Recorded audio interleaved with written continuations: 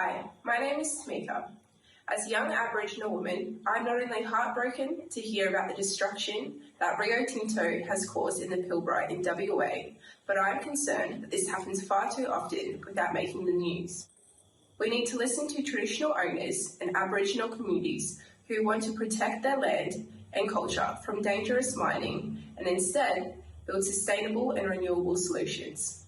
As the COVID Coordination Commission is pushing ahead with their gas-fired recovery agenda and corporations are wanting to frack the NT without proper consent from traditional owners, how can we be sure that we won't see this type of destruction happen again?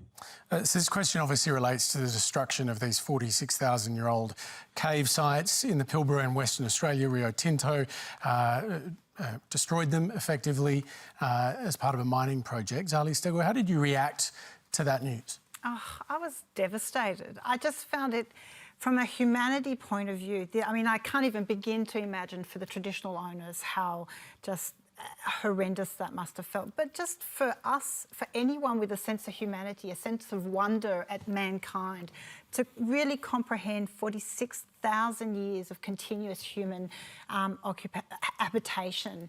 That was one of the only inland sites. It just beggars belief how the people in the executive board of Rio could come to a decision that that was the right step to go. I know that Rio has now come out with a statement saying that they're going to review this, and despite the legality of the decision they took, that they will review it. And I know the Minister, Ken Wyatt, has announced that he will do an accelerated review as well. And I think that's well and long overdue. But it really, that question of greed and profit over something so fundamental as our humanity is quite frightening. Should there be punishment, Joel Fitzgibbon, because Rio points out that they had ministerial approval to do this? Well, it was distressingly disappointing for many, including, I think, all of us in this room. And I reached out to the sector today to reassure myself that the apology seemed to be a genuine one and that the company genuinely recognised big mistakes had been made and that they'd made commitments to both the Commonwealth and the state governments to do whatever is necessary to right their wrongs as best they can.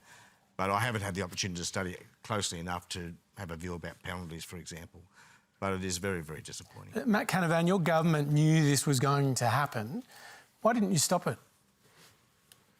Well, first of all, Hamish, I don't think we can be or should be judge, jury and executioner here on such a detailed issue. My limited, and I've only got limited understanding of it, given it happened in Western Australia and only broke in the last few days.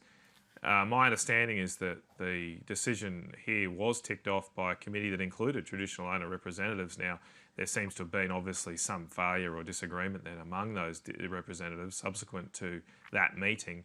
It was approved under state government legislation. To be fair, in 2013, and there were subsequent significant discoveries after that in 2014, and under the law in Western Australia, there's no ability for the traditional owners to appeal. My question to you, though, was why did your government not stop it? It was informed this was about to happen. Look, yeah, I mean, my understanding, I spoke briefly to the Indigenous Affairs Minister, my understanding is there was not really scope for us to do that. As I said, this occurred under state legislation. But look, at the same time, I think let's get it properly investigated to make sure something like this doesn't happen again. If I could return to the original question too, which also dealt with consent in the Northern Territory, I think it's very important that we respect traditional owner groups in both directions, though. There is a unfortunate tendency, I find, in some places to say, well, traditional owners won't ever support a mine or a development. It's not true. Here in Queensland, the Adani mine was massively supported by the Wang and Jagalingou peoples. Yes, there were some against it, but it was massively supported by the majority. Yet time and time again, it was distorted and viewed through southern media that all the Aboriginal people are against it. The coal-fired power station I spoke earlier about at Collinsville is being pushed, supported and led by the Birrai people, who are the traditional owners of the Collinsville mine.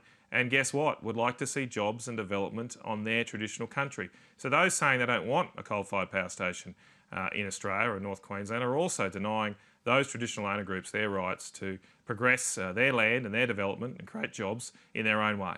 Do you think, in part, that's because simple things like life expectancy, health outcomes and educational outcomes are so much poorer for Indigenous Australians, and they are therefore keen for those opportunities, regardless of the impact it might have on their heritage. You'd have to ask them. I don't know exactly, but if I could take a punt, I reckon it's they just want a job and a livelihood like the rest of us. Why are we investing $3.5 billion in the Western Sydney airport line? Like, that's going to be massive carbon emissions, right? You're building an airport in Sydney. It's going to have a huge amount of carbon emissions, creating a whole new airport. Why do you want that in Sydney? Because, you like to fly, you want to have a job, you want to have economic development. And I think probably the Aboriginal people of North Queensland are the same. So just before we move on, I want to be clear about this.